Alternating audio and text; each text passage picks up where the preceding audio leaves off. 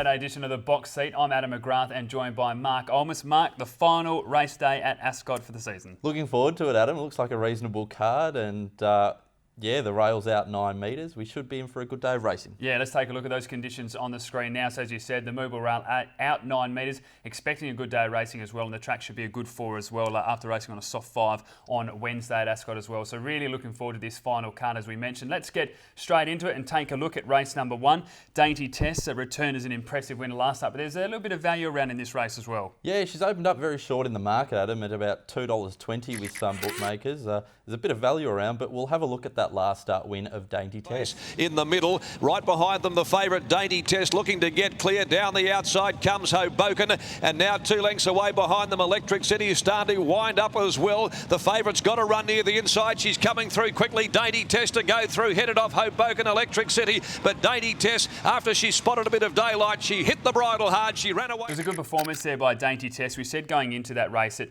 she really had to prove herself. That Kimbo's Girls form lines were not good enough. Now, in this run, looked to be in a lot of trouble, but if anyone's going to get you out of that trouble, it is William Pike, and did the great job. Barrier 10, 57 kilos. There's a few things against her here, but I'm happy enough to have her on top. I'm not taking the short price. Yeah, she's the only horse in this race with the penalty, and rightfully so. She's won 2 races, and as you mentioned, at about the 200 metre mark, all favourite punters were going to get through. She got through, though, and did it quite well. Coming out of that race as well, we've got Hoboken, which was also pretty good, and $13 in the market it's opened up. I've got it on top. I think it's a bit of value. Yeah, it certainly put in a nice performance. As you mentioned, was behind Dainty Tess by 3 lengths on that occasion. You'd expect natural improvement. It and Oliver's Travel were both scratched from Wednesday's card as well, which just shows the confidence that both of these camps do have taking a look at this race.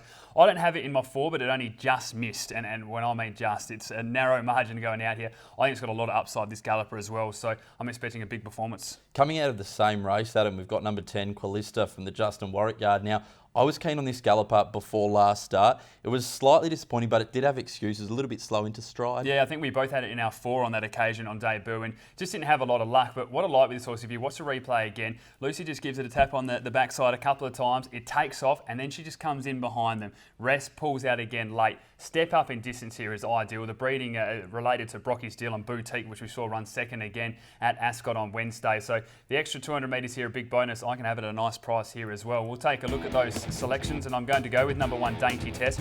From 3, Oliver's Travel, 10, Qualista, and 4, Hip Tune. Bit of value about in these 2-year-old races, Adam. I'll go with number 2 on top, Hoboken. From 3, Oliver's Travel, 1, Dainty Tess, and 4, Hip Tune.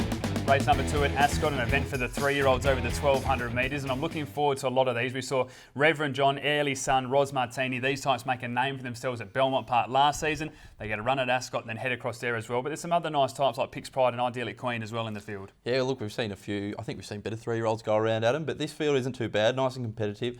The speed looks like it'll come from the 3 and the 5 there, Rose Martini and Cardinal Hero. But we'll go straight into the replay. Number 4, Pix Pride last start. A tap in the straight now. Nucky will call upon it shortly. Valmurian sticks. Dayton gets a run near the inside. Pix Pride from the back is starting to sprint home very quickly down the middle. Nucky's forced to go for the whip on the leader. It's Pinzu in front. Pix Pride has got it though, and Pix Pride races up to Pinzu. Put pay to it, and he's come from the back to win.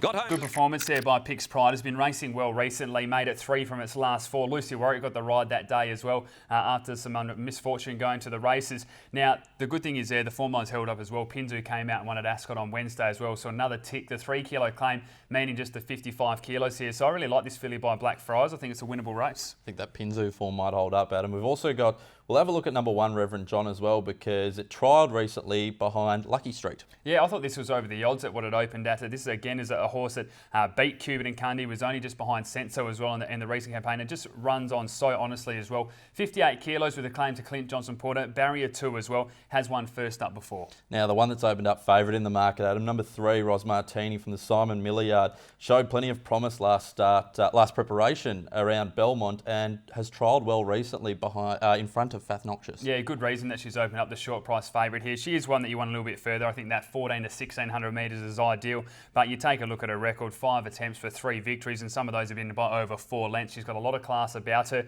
So there's a small concern about the 1200 metres, but I think she can just get to the front and win this with the 57 kilos, and that is the way that I'm going to be tipping. Number 3, Ros Martini on top from 1, Reverend John, 4, Pix Pride, and 6, Idyllic Queen. Adam, I've got the 4 on top, Pix Pride from 5, Cardinal Hero, 3, Ros Martini, and 1, Reverend John.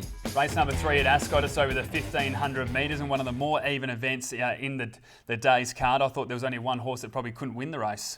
Yeah, not a bad race, Adam, as you mentioned, and a lot of the horses racing in this race come out of the form behind Lunar Eclipse, who won last start, and we'll have a look at that replay. Corporate Larrikin still with a handy lead at the top of the straight by the 300, led 2 lengths. The filly Showy Chloe, Tradesman along the rail, Euro Sun, Lunar Eclipse is coming down the outside. The leader's off his feet. Corporate Larrikin tackled by Showy Chloe, Euro Sun, Lunar Eclipse, Tradesman along the rail. Lunar Eclipse on the outside, went to Corporate Larrikin, finished too well. Lunar Eclipse got home. Yeah, he's come back in style, hasn't he? A really good performance there, winning his last 2 now, and has won 6 of the 15. The conditions really seem to be suiting him at the moment. A brilliant ride by Jordan Turner on that occasion to beat Tradesman by neck. Now goes up in the weight, so there is a weight swinger with a few getting the advantage here, but I just think that extra step up in distance, 600 metres, probably just outweighs that weight swing. Absolutely, Adam. He's giving weight to horses like Tradesman, who's a big brute of a horse. He can carry weight, and we've seen that last preparation, even last start, where it's just held up for a run, but still got going and just nabbed by Lunar Eclipse. That was a massive run, and I really, really like this horse, particularly heading to Belmont. Yeah, I agree with you. Look, I think Belmont will suit. My only concern, I actually had Tradesman on top of the start and then I've moved it down the order. It's just that we might see a little bit of a backward step second up. I think it was a really good first up performance. We know the stable were keen. The money came for the galloper as well. So I'm just thinking second up, you might just see that training off period, and then we'll see at Belmont this horse ready to go. But I'm with you. I think we'll see a really big campaign from Tradesman. And we've got number 8 Star Exhibit for Adam Durant this time, but in the Bob and Sandra Peters colours now. Opened up at 270. I can certainly take that price. Yeah, look, I think this is a horse that can get the job done in this race as well. Spoke to Adam Durant after this race, and he just thought maybe the 1800 metres was too far on that occasion. Did take a big check as well throughout the run. So dropping back in distance, 54 kilos. I think Star Encounter's the one to beat, and that's the way that I'll be tipping. On top from number 1, Lunar Eclipse, 4 Tradesmen and 6 Heavyset. As you mentioned, that bumping duel with Kunamu did not help Star Exhibit last start. I've got it on top as well, number 8 from 4 Tradesmen, 1 Lunar Eclipse and 2 Corporate Larrikin. Race number 4 is Australia, race number 8 for our Singapore viewers who do join us for the remainder of the card. It's over the 1600 metres as well. Without disrespecting these horses, this is one of the more weaker 3-year-old races we've seen on Saturday Company. Yes, Adam. Lighting in my veins form, which won last start. The few horses come out of that race and we're still wondering whether that form is strong enough. We'll jump straight into the replay though of Cosmic Journey, who comes out of a Bunbury Maiden winning at its first start. Midnight Banquet straightened by the 300, a length and a half in front. Special Word, She Savant, Cyclone Iggy down the outside. Further back, Cosmic Journey, then Shrewd Gamble, who's starting to pick up down on the cutaway. Special Words had grabbed Midnight Banquet, Shrewd Gamble. Here's Cosmic Journey though. Cosmic Journey is winding up now. Cosmic Journey rushes through to grab Special Words, and a great... Yeah, it was an impressive win by this filly on debut, wasn't it? She was able to attack the line strongly. I think the worry for this horse was that it took a while to wind up and how weak this maiden was. It takes, I think, a good animal to win over 1400 metres first up, but I don't think too many horses from that race are going to be winning. That's my small concern here. William Pike, a big bonus. William Pike stays on, which is a massive bonus. He could have his pick of the rides in this race, and he's decided to go on with this filly, who looks pretty smart, this filly by Starcraft.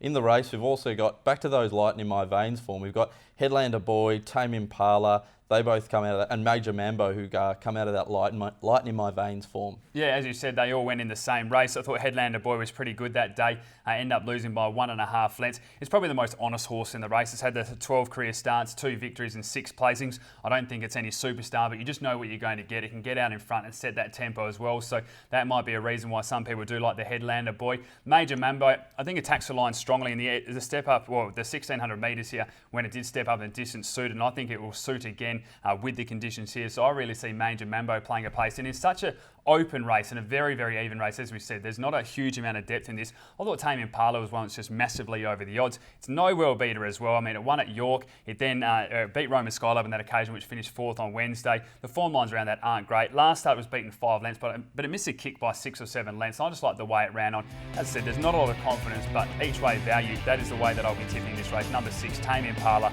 From 2, Major Mambo. 1, Headlander Boy. And 3, Source of Survival. I've gone around that Lighting in My Veins form, Adam. I've got 4 on top. Kensington Abbey from 2, Major Mambo, 9, Cosmic Junie, and 1, Headlander Boy.